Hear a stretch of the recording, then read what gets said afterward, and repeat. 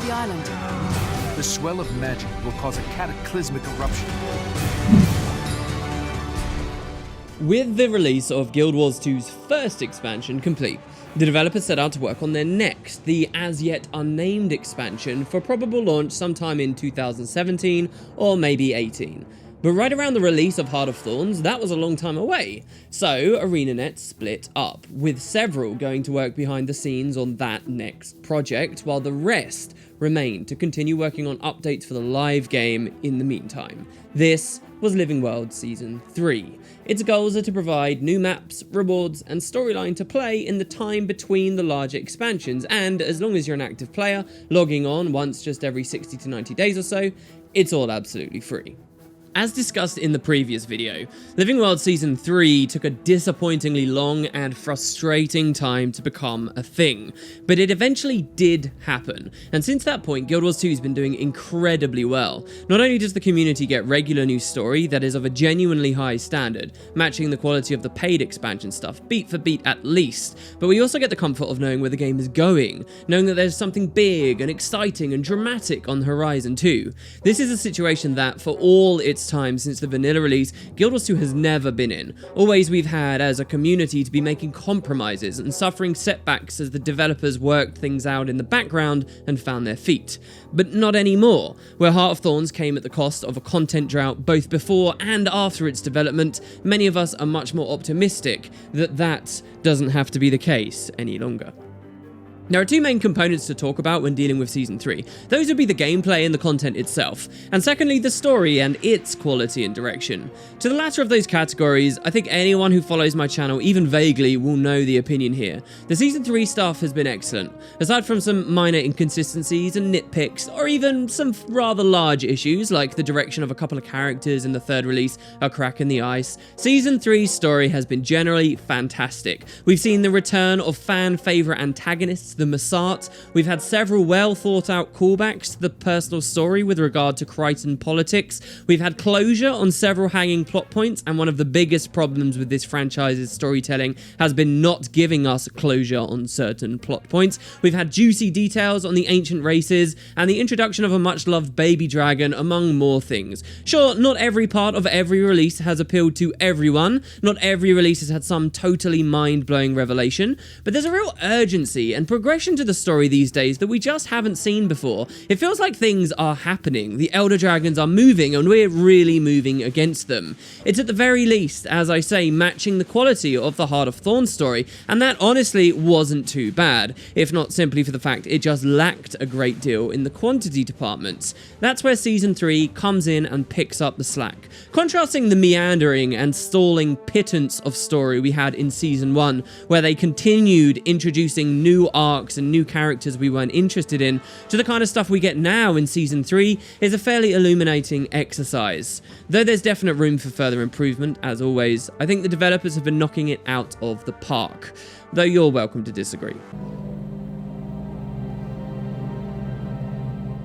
One significant change from Season 2 of The Living World for the third season has been that so far, Season 3 has added a new explorable map with every single release.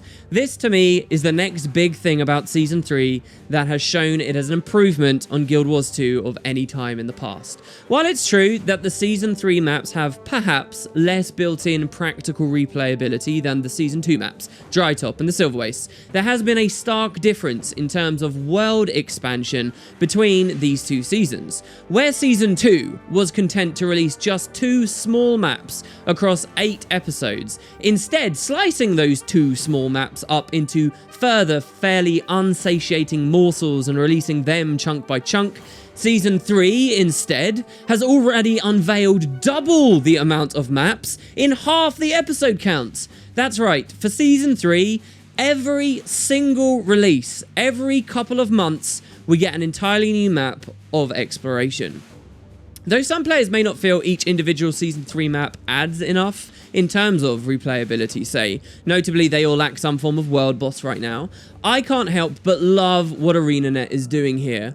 What this has meant is that since Heart of Thorns, the game has finally proven itself to be capable of expanding into the many areas we can see on the in-game world map within a realistic time frame. This is a significant difference to how things had been through the entirety of the rest of this game, through Living World Season 1 and 2, and even Heart of Thorns itself, where for these days, a large portion of my personal disappointment and my pessimism with this franchise has been that we didn't seem to be going anywhere fast enough.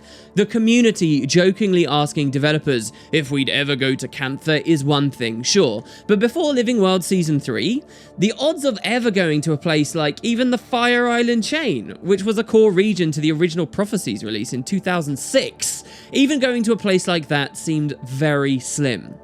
Well, Season 3 has actually addressed this. Season 3 lets us go to these places, and quickly too. The Fire Island chain is a perfect example, because guess where we can go in Season 3? There are many more areas just like it that have now become accessible at last, and I am in love with this fact. Now, back to Season 2, to its credit, it is true that it added a couple of places outside of Drytop and the Silver Wastes, and they don't often get the mentions that they deserve. The Dermot Priory Library, for example, and Glint's Lair, they spring to mind. But even accounting for those, I don't think you can argue that the game isn't much more rapidly expanding these days, especially when factoring in the existence of raid releases. Maybe not everybody does play raids, but those further function as new areas of the world for us to explore. Tyria finally feels like it's expanding its borders at a rate that I am happy with, and I don't want to see that stop.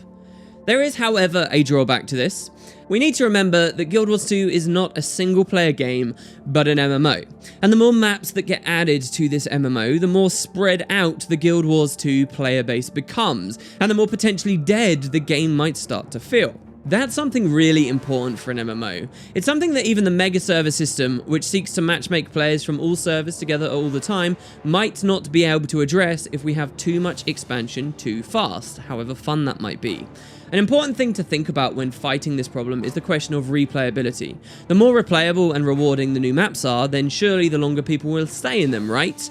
So far, Living World Season 3 could have done better in this department. Yeah, these new maps they're adding are fairly content dense, and they do have a lot for people to do. They've got a fair amount of rewards. But as the months have rolled by and new maps have been dropped in subsequent episodes, I do think it's fair to say the older ones has obviously become emptier. Perhaps this is more to do with the rewards and the fact that we're now less excited about buying minis from the new vendors, or something else entirely. The question of replayability, grind, and what is acceptable to ask players is something that I think will continue to elude Guild Wars 2 for many years further still. It's a very difficult thing to tackle, and it's only further complicated by heavy amounts of account binding and bypass mechanics that make up this game's DNA. Perhaps a discussion for another time and not just a Heart of Thorns review. There is an alternate stance to consider though. It could be argued that the maps might just feel a lot emptier because us active users grow accustomed to the huge player base spikes they get when those epic patches initially hit, but that doesn't mean they're desolate afterwards. Maybe also it's not actually a problem if the user base in general moves on from these new maps as they're rapidly dropped into the game. I mean, as long as the renown hearts and the dynamic events that are in those maps are mostly solo completable, does it matter? At some point we have to ask, do there need to be immense zergs in every map all the time? After all, was it a game-crippling fault of core Guild Wars 2 in 2012 that it contained maps like, I don't know, the Iron Marches, where you also are less likely to find players? There are those in the community who would argue that this is simply a matter of the developers needing to add worthwhile farms we can grind on, and they're disappointed that these new maps don't have such farms. But to me, this idea of replayability is not to be so casually declared. And whether the Lake Doric Seraph set was a success or failure, whether the new Centaur Leather Farm was a success or failure, whether Bitterfrost Frontier's inclusion of a new area that no one has any incentive to visit was a success or a failure, I think one thing's clear. The Season 3 format has given, and continues to give, ample opportunity for the developers to keep trying new things at a rapid pace, and ultimately, that could mean they will find the sweet spot. Let's return to my original statement. The that 2016 and 2017 have been some of the strongest years Guild Wars 2's ever seen. While the frequent raiding releases and Living World Season 3 episodes that expand the world map have been large factors in why I feel this way, they are not the entire reason as to why I feel this way. The post-release support for Heart of Thorns also included several other big improvements that are well worth mentioning, and I can think nowhere better to start than the Fractals of the Mists. Now, for those out of the loop, Fractals of the Mists are one of the core pillars of Guild Wars 2's endgame. When Heart of Thorns released, Fractals were awful.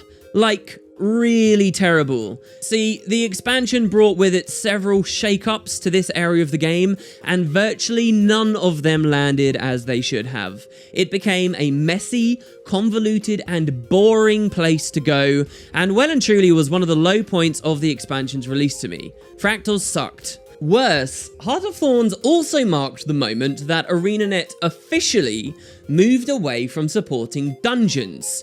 And that was something people didn't like. They did this because, in theory, if fractals are being implemented well enough, they can actually function in every way that dungeons can, and then some more. And while some may agree with that idea, it's actually something I very much believe in too. But when Heart of Thorns released, with no dungeon support, and fractals, their replacement, was nothing but a mess, it did a lot of damage. Damage that they tried to repair in the expansion 2.0 patch, but still stings the community to this day.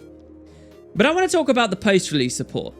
That's where Fractals really redeem themselves. The Fractals team of Guild Wars 2 today are doing a truly incredible job. Sure, they had a low point to start from. You may consider that they had only one way to go but up, but they have done truly incredible. While some kinks may remain, Fractals have radically changed over the time since Heart of Thorns first came out. Enemy health, instability, scaling mechanics, existing and new rewards, and so much more have been implemented that have made this area of the game a truly great and rewarding place to be for both new players that know nothing about the game and established diehards. Both groups can get some value out of it. Outside of various system changes, like the big agony rebalance, or enemy abilities being changed and quality of life improvements, the Fractals team have also been dropping in new content too. We're not just getting new open world maps, and we're not just getting new raid maps, we're getting brand spanking new Fractals too. Particularly the Nightmare Fractal was almost unanimously adored by the community when it released, as not only did it have the 4 tiers of difficulty and scaling that you'd expect in Fractals of the Mist, but it also included a ridiculous challenge mode version for the very best of the best that was unlike anything we'd seen and kept me personally busy and having fun for months on end. None of this is even to mention the also regular Fractal overhauls, where old content that is no longer deemed to be up to par is gutted and rebuilt into something much more fun that can take advantage of new Heart of Thorns mechanics, like break bars and special action hotkeys and fixation. Several of the original release Fractals from 2012 have been overhauled at this point, and several more seem to be on the chopping block. You might think I'm exaggerating just how great this stuff's been, but believe me, I'm trying to hold back the hyperbole here. Fractals have been awesome. It's not rare that I'll browse the latest Guild Wars 2 patch notes only to find that a huge majority of them are entirely related to Fractals because of the Fractals team that are currently working on that area of the game. They seem to have been working their asses off, and well, that effort is seriously speaking for itself.